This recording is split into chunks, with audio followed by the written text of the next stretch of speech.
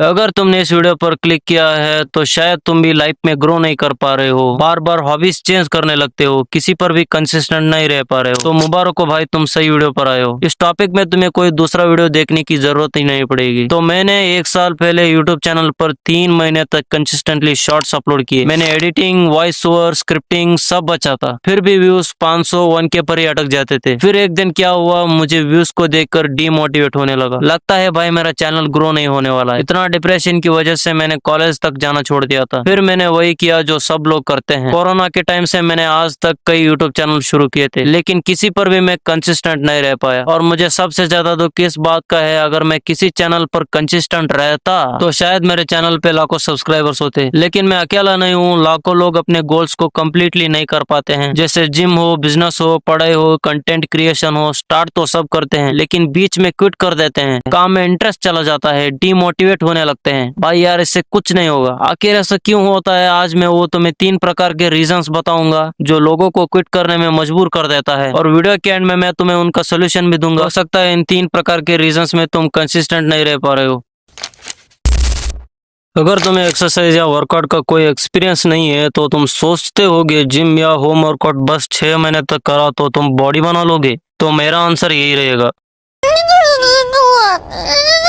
अगर तुम कभी YouTube चैनल खोला है तो तुम्हें पता होगा यार, मेहनत करके वीडियो बनाते हैं फिर भी व्यूज घंटा। मैंने पहले कितने YouTube चैनल्स बनाए थे मुझे भी याद नहीं है, लगभग 30 तो YouTube चैनल्स बनाए थे। आज वो चैनल्स मैंने इसलिए नहीं छोड़ा क्योंकि मैं कैपेबल नहीं हूँ, मैंने उन्हें इसलिए छोड़ा क्योंकि मुझे इंस्टेंट रिजल्ट देखने की आदत लग चुकी थी। तुम सोचते हो कि 3 महीने में लाखों सब्सक्राइबर्स आ जाने चाहिए, लेकिन रियलिटी अलग है। 3 महीने तो यूट्यूब चैनल का बिगिनर फेस होता है मेरे जिगर के चले। तुम जिम चले जाते हो, 1 से 3 महीने तक किया, फिर रिजल्ट नहीं दिखा तो तुम जिम जाना खत्म। यही मेरा बड़ा दोस्त है जो बोलता है इस साल तगड़ा कमबैक करने वाला। जनवरी से स्टार्ट होता है, मार्च आते आते वो मोटिवेशन, कमबैक करना सब गया तेल लेने। फिर मैंने उससे पूछा कि कैलिस्थेनिक्स छोड़ दिया क्या? उसने बोला नहीं भाई मैं कैलिस्थेनिक्स नहीं कर पा रहा हूँ, वर्कआउट करने का मन नहीं है, मैं फिर समर आर्क में कमबैक करूंगा। उम्मीद करता हूँ वो समर आर्क पे भी कमबैक नहीं करेगा। सब खेल खेल रहा है भाई, तुम्हारा दिमाग तुम्हें मैनिपुलेट कर रहा है और तुम्हें पता भी नहीं चल रहा है मेरे भाई। इसका सोल्यूशन हम बाद में देखेंगे।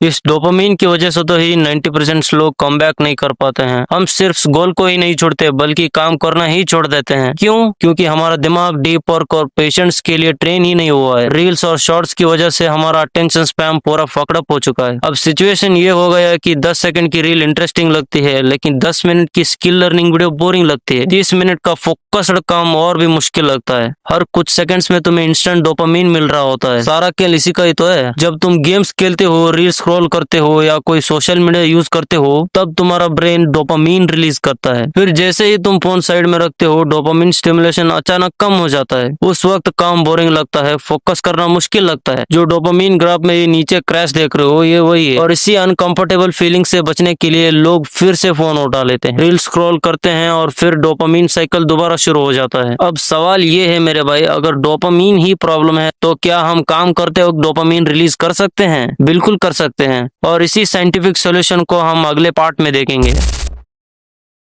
सच बताऊं तो ये हैबिट मेरा पर्सनल इश्यू बन चुकी थी। फिर मैंने इसके बारे में अच्छे से स्टडी करा, समझा, फिर मुझे लगा ये ज्यादा कॉम्प्लिकेटेड नहीं है। मेरे साथ ऐसा हुआ था, मैंने 500 का जिम मेंबरशिप लिया था पूरा जोश के साथ। अब मैं बॉडी बनाकर सबको जलाऊंगा। पहले दिन मैं बहुत ही एक्साइटेड फील कर रहा था, नया दोस्त, नया रूटीन। लेकिन लगभग 15 दिन बाद मुझे खुद पर ही डाउट आने लगा। जिम में इंटरेस्ट चला गया, बिल्कुल खालीपन लग रहा था। फिर मैंने जिम को छोड़कर होम वर्कआउट शुरू कर दिया। कुछ दिन बाद उसमें भी इंटरेस्ट कम होने लगा। ऐसा क्यों होता है? जब हम कोई नई हॉबी या नया काम शुरू करते हैं तो हमारा ब्रेन नोवेल्टी यानी नई चीज की वजह से ज्यादा डोपामीन रिलीज करता है। हमें एक्साइटमेंट और मोटिवेशन फील होती है, लेकिन जैसे ही वो चीज फेमिलियर हो जाती है डोपामीन लेवल नॉर्मल होने लगता है। तब हमारा माइंड फिर से कुछ नया ढूंढने लगता है। इसी वजह से हम ये काम बार बार करने में बोर फील करते हैं और अक्सर बीच में क्विट भी कर देते हैं। अब रीजन समझ आ गया है तो अगला सवाल ये है, इस प्रॉब्लम का सोल्यूशन क्या है? तुम भी इनमें से किसी रीजंस की वजह से क्विट कर रहे हो। बात करते हैं प्रैक्टिकल सोल्यूशन की।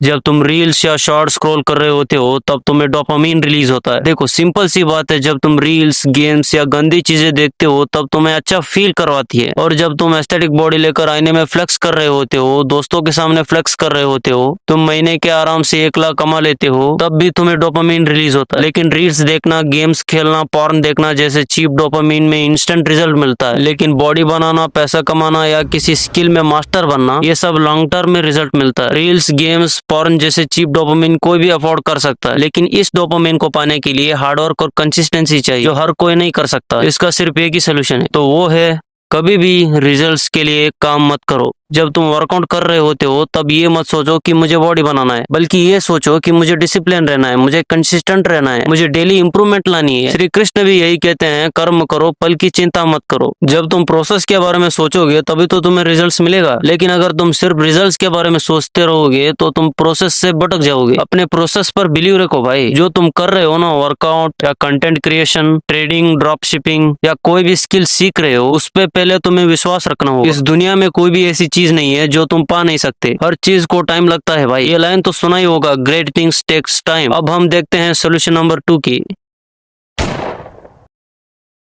अगर तुम डोपामिन ट्रैप से बाहर निकलना चाहते हो तो सिर्फ तुम्हें बोर्डम को टॉलरेट करना सीखना पड़ेगा। जब भी पढ़ते वक्त, काम करते वक्त या कोई वर्कआउट करते वक्त बोरिंग फील हो, नोटिफिकेशंस चेक करना, रील स्क्रॉल करने मत लग जाना। बस उस बोरिंग फीलिंग के साथ बैठे रहो और काम करना सबसे ज्यादा इजी लगने लगेगा। सबसे अच्छा ये है कि रील्स या शॉर्ट स्क्रॉलिंग करना छोड़ दो, ये सबसे बढ़िया है मेरे भाई। कॉन्स्टेंट डोपामिन से एडिक्शन तुम्हें निकलना है ना, तो रील्स या शॉर्ट्स देखना बंद कर दो। जो भी एंटरटेनमेंट के लिए देखना चाहते हो, लॉन्ग वीडियोस देखो, मूवीज देखो, एनिमेस देखो, और हाँ, पॉर्न तो बिल्कुल भी नहीं देखना। काम करते वक्त नोटिफिकेशंस को ऑफ करके रखो, जो तुम्हारे फोकस को हिला ना सके। पॉइंट सिंपल है मेरे भाई, पहले अपना काम निपटाओ, इंस्टेंट डोपामिन के पीछे मत भागो। सारा काम होने के बाद थोड़ा एंटरटेनमेंट के लिए वेब सीरीज, मूवीज देख सकते हो, लेकिन रील्स या शॉर्ट्स का चक्कर मत काटो अगर तुम्हें फोकस बचाना है तो।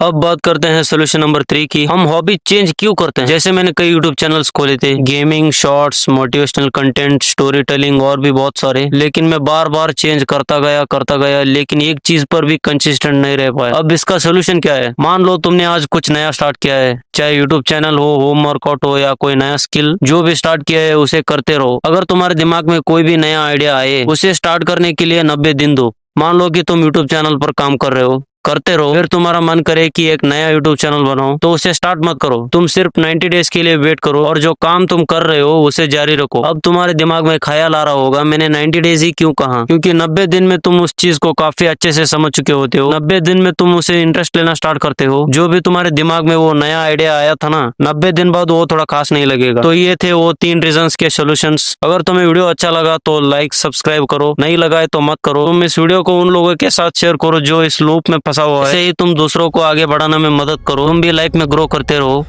Stay sharp, stay building.